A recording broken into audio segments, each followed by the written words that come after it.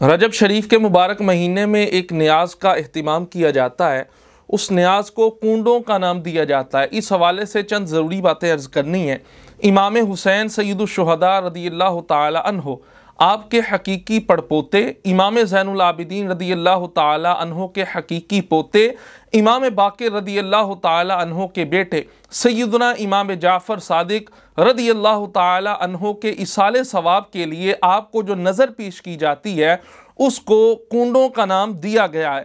اب یہ کنڈے بالکل جائز ہیں، اس کے اندر کوئی کباط نہیں ہے. اس میں سب سے بڑی دلیل تو خود یہی بات ہے، شریعت مطہرہ نے اس پر منع وارد نہیں کی. جب شریعت مطہرہ اس چیز سے منع نہیں کرتی تو بالکل جائز ہے. اب کہا یہ جاتا ہے یہ کہاں سے قاعدہ قانون تم نکال لیتے ہو؟ جب ربیع الاول کا مہینہ آتا ہے، میلاد پہ ہم کوئی دلیل پوچھتے ہیں، تم کہتے ہو شریعت منع نہیں کرتی لہذا جائز ہے. 11ویں کا مہینہ آتا ہے، ہم دلیل پوچھتے ہیں، آپ کہتے ہیں شریعت منع نہیں کرتی لہذا جائز ہے. اب کنڈوں کا مسئلہ آیا، ہم نے پوچھا دلیل کیا ہے، آپ کہہ دیتے ہیں شریعت منع نہیں کرتی. یہ کون سی دلیل ہے بھائی؟ یہ دلیل ہے، ہم آپ کی کتاب سے آپ کو ثابت کریں گے. دیابنا اور جو ایصال ثواب کے منکرین ہیں وہ اس پہ رد کرتے ہیں، یہ دلیل تو درست ہو ہی نہیں سکتی. اب یہ میرے سامنے فتاویٰ دیوبند ہے، جلد نمبر 2 ہے، صفحہ نمبر 155 ہے، ملتان سے یہ شائع ہوا ہے. اس میں سوال ہوا کہ رمضان کے مہینے میں نماز عشاء کسی بندے نے جماعت سے نہیں پڑھی، اب وہ وطر جماعت کے ساتھ پڑھے گا یا الگ پڑھے گا؟ الگ پڑھے گا پھر تو ٹھیک ہے، اگر اس نے وطر جماعت کے ساتھ پڑھ لی ہے پھر کیا حکم ہے؟ اس کا جواب یہ دیا گیا یہ بالکل جائز ہے، اس میں کوئی کباط نہیں ہے. دلیل پوچھی گئی، بھائی اس بات پہ دلیل کیا ہے؟ یہی دلیل دی گئی ہے جو ہم دیتے ہیں کہ شریعت نے جب منع نہیں کیا، جب منع وارد نہیں ہے اللہ رسول کی طرف سے، تو پھر اس بات میں کباط کوئی نہیں ہے، یہ بالکل جائز ہے. آگے چلیے، صفحہ نمبر 147 ہے، جلد نمبر 2 ہی ہے. سوال یہ ہوا سورہ فاتحہ اور سورت کے درمیان جب بندہ نماز پڑھتا ہے سورہ فاتحہ شریف کے بعد کوئی سورت ساتھ ملانی ہوتی ہے، اب سورہ فاتحہ اور سورت کے درمیان کیا بسم اللہ شریف پڑھ سکتے ہیں؟ جواب کیا دیا گیا؟ جی ہاں پڑھ سکتے ہیں. دلیل کیا ہے؟ دلیل یہی دی گئی، شریعت نے منع نہیں کیا. جب شریعت منع نہیں کرتی ہم کون ہوتے ہیں روکنے والے؟ ہم کون ہوتے ہیں ناجائز کہنے والے؟ او بھائی اسی طرح جو کنڈے ہیں جب شریعت منع نہیں کرتی ایصال ثواب سے، اور اصل چیز وہ ایصال ثواب ہی ہے، کنڈے تو صرف نام دیا گیا ہے. اور ایصال ثواب یہ قرآن سے بھی ثابت ہے، حدیث مصطفیٰ سے بھی ثابت ہے. قرآن سے کس طرح ثابت ہے؟ قُلْ رَبِّ ارْحَمْهُمَا كَمَا رَبَّيَانِي صَغِيرًا رَبَّنَا اغْفِرْ لِي وَلِوَالِدَيَّ وَلِلْمُؤْمِنِينَ يَوْمَ يَقُومُ الْحِسَابُ. قرآن سے ثابت ہے دعا، اور دعا ایصال ثواب کا ایک طریقہ ہے. اسی طرح حدیث پاک ہے، حضرت سعد رضی اللہ تعالیٰ عنہ جب سفر سے واپس آئے، نبی پاک علیہ السلام سے عرض کیا رسول اللہ میری والدہ فوت ہو گئی ہیں، اب میں کون سا صدقہ ان کے لیے کروں؟ فقال الماء، آپ علیہ السلام نے ارشاد فرمایا پانی. فحفر بئرا، حضرت سعد نے کنواں کھدوایا.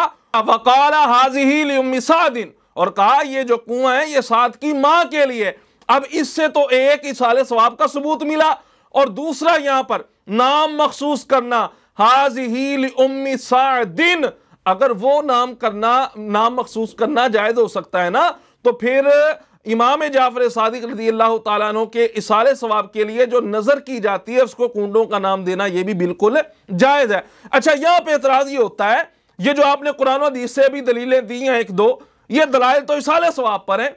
قرآن و حدیث سے کنڈوں کی نیاز کو ثابت کیا جائے، بھائی سب سے پہلی اور سب سے بنیادی بات یہ ہے کہ کسی چیز کے مباح اور جائز ہونے کے لیے صرف اتنا ہی کافی ہے کہ اس کی اصل قرآن و حدیث کے اندر پائی جائے، اور وضاحت کے ساتھ اس چیز کا ذکر اگرچہ قرآن و حدیث میں نہ ہو، اصل موجود ہے نا، پھر وہ کام کرنا جائز ہے، اگرچہ اس کا نام وغیرہ اس کی تفصیل وغیرہ قرآن و حدیث کے اندر نہ ہی ہو. آپ کہیں گے اس بات پر دلیل؟ بھائی اس بات پر بھی دلیل ہم آپ کو آپ کی دلیل ہی دیتے ہیں. دلیل یہ ہے کہ بڑے بڑے مفتیوں سے جو ایصال ثواب کے منکرین ہیں، کنڈوں کے منکرین ہیں، امام جعفر صادق کی نیاز کے منکرین ہیں، بڑے بڑے مفتیوں سے یہ سوال ہوا کہ ہمیں یہ بتائیں مفتی صاحب، آپ اپنے فتاویٰ جات پڑھ کے اٹھائیں دیکھیں، اور اس کے اندر یہ بات لکھی ہے مفتی صاحب عیدین کی نماز عید الفطر عید الاضحیٰ نماز کے بعد دعا کرنا یہ جائز ہے یا نہیں؟ جواب ملا بالکل جائز ہے. پھر سوال کیا گیا دلیل کیا ہے؟ دلیل یہی دی گئی ہے کہ شریعت مطہرہ میں اس کی اصل موجود ہے۔ اصل سے کیا مراد؟ حدیث پاک کے اندر نماز کے بعد دعا مانگنے کا ذکر ہے کہ دعا قبول ہوتی ہے اگر نماز کے بعد مانگی جائے، تو اسی طرح نماز کے بعد دعا مانگنا مسنون ہے۔ تو نماز کے بعد دعا مانگنا جب ثابت ہے، مسنون ہے، دعا کی قبولیت کا وقت ہے، تو عیدین کی نماز کو بھی نماز کہا جاتا ہے۔ اس لیے دلیل یہی ہے کہ عیدین کی نماز ادا کرنے کے بعد دعا کرنا بالکل جائز ہے۔ اسی طرح ایصال ثواب کرنا، کنڈوں کا اہتمام کرنا، یہ بھی بالکل جائز ہے۔ اسی طرح ایک اور مثال لے لیں، تراویح کے اندر پورا قرآن پاک ختم کرنا، آپ دکھائیں اس کی اصل قرآن و حدیث کے اندر۔ اس طرح رمضان کے مہینے میں 30 دن تراویحاں، رکعت کو چھوڑیں، رکعت 20 ہیں یا 8 ہیں، جتنی بھی ہیں اس کو چھوڑ دیں، آپ رکعت کو چھوڑیں، مگر یہ بات بتائیں اس طرح قرآن ختم کرنا، اس کی اصل کیا ہے، اس کی تفصیل بتائیں قرآن و سنت سے۔ جواب ملے گا بھائی اس کی اصل موجود ہے، اگرچہ تفصیل موجود نہیں۔ اصل کیا؟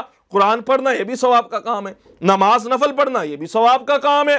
تو بھائی جب نماز پڑھنا یہ ثواب کا کام ہے، قرآن پڑھنا ثواب کا کام ہے، تراویح میں بھی تو یہی کام ہوتا ہے۔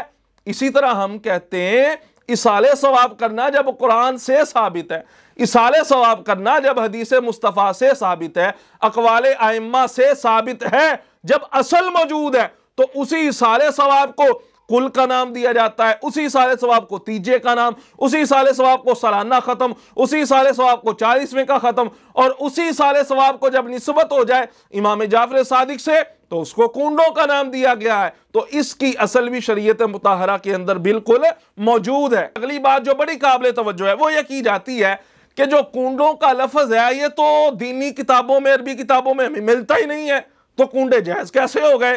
یہ تو 1906 کے اندر ایک رافضی نے شروع کیے تھے، اس کی ایجاد ہے جو آج تم بھی کرنے شروع ہو گئے ہو۔ سب سے پہلی بات یہاں میں یہ کہنا چاہوں گا کہ یہ بہت بڑی جہالت ہے، یہ کہنا کہ کنڈوں کا نام تو عربی کتابوں میں ہے ہی نہیں۔ او بھائی کنڈے جب لفظ ہی ہندی کا ہے، ہندی زبان کا لفظ، وہ عربی کتابوں میں کیسے آ جائے؟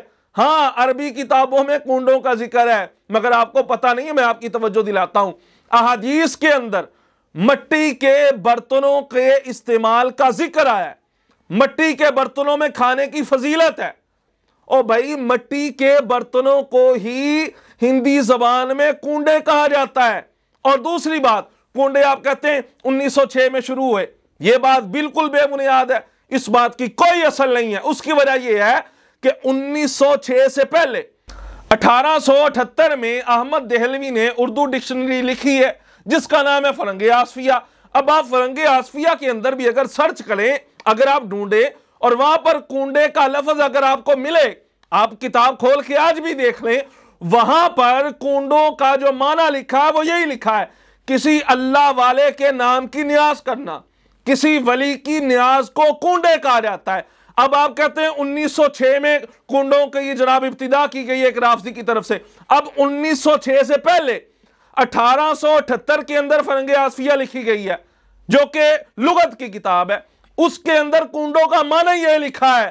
تو آپ کی یہ بات بالکل بے بنیاد ہے، اس بات کی کوئی اصل نہیں ہے۔ پھر یہ کہا جاتا ہے کہ 22 رجب کو جو تم کنڈے کرتے ہو یہ جناب امیر معاویہ رضی اللہ تعالیٰ عنہ جو صحابی رسول ہیں ان کی وفات کا دن ہے، تم ان کی وفات کی خوشی میں جو کام روافظ کرتے تھے وہ جناب تم نے شروع کر دیا۔ یہ بات بھی بالکل بے بنیاد ہے، بالکل اس کا کوئی سر پیر نہیں ہے کہ روافظ نے یہ کام شروع کیا امیر معاویہ کے بغض میں، تم نے بھی شروع کر دیا۔ یہ صرف ایک بہانہ ہے ایصال ثواب سے دور کرنے کا، امام جعفر صادق رضی اللہ تعالیٰ عنہ کی نیاز سے دور کرنے کا۔ جیسے ربیع الاول شریف کا مہینہ آتا ہے تو وہاں پہ کہتے ہیں تم خوشیاں مناتے ہو 12 ربیع الاول کو، حالانکہ 12 تاریخ کو تو نبی کریم صلی اللہ علیہ وسلم کا وصال مبارک ہے، وفات النبی کا دن ہے، اور تم خوشیاں مناتے ہو۔ اور وہ کہتے ہیں 8 تاریخ یا 9 ربیع الاول ہے نبی پاک کی ولادت کا دن، تو ہم وہاں پہ جیسے کہتے ہیں نا کہ بھائی تم اس طرح کرو، 12 کو رہنے دو، 8 ربیع الاول کو خوشی منا لو، 9 ربیع الاول کو تم سرکار کی آمد کی خوشی منا لو۔ مگر اصل ان کا مقصد جو ہے وہ تحقیقی بات کرنا نہیں ہوتا، اصل ان کا مقصد میلاد مصطفیٰ سے دور کرنا ہوتا ہے۔ تو میلاد مصطفیٰ سے ہم پیچھے نہیں نہ ہٹے، اسی طرح امام جعفر صادق رضی اللہ تعالیٰ عنہ آپ کی نیاز دلانے سے بھی ہم پیچھے نہیں ہٹیں گے۔ ایسے ہی یہاں پہ یہ کہا جاتا ہے کہ امام جعفر صادق کا وصال تو 15 رجب ہے، آپ جناب 22 رجب کو ان کی نیاز کرتے ہیں۔ ہم کہتے ہیں بھائی بات یہ ہے، ہمیں پریشان ہونے کی ضرورت ہی نہیں ہے، ہمارے پاس تو الیاس قادری موجود ہے، اللہ کی نعمت موجود ہے، امیر اہل سنت، امیر دعوت اسلامی مولانا الیاس قادری پر قربان جائیے۔ آپ نے خارجیت، رافضیت، تفضیلیت، ناصبیت سب کا جنازہ نکال دیا، ان کا فتنہ جڑ سے اکھاڑ دیا۔ آپ نے فرمایا ہم تو صحابہ والے بھی ہیں، ہم اہل بیت والے بھی ہیں، ہم نہ ادھر کو جھکیں گے نہ ادھر کو جھکیں گے، نہ رافضیوں کی چال میں آئیں گے، نہ تفضیلیوں کی چال میں آئیں گے، نہ خارجیوں کی چالوں میں آئیں گے، نہ ناصبیوں کی چالوں میں آئیں گے۔ آپ نے فرمایا ہم صحابہ والے بھی ہیں، ہم اہل بیت والے بھی ہیں۔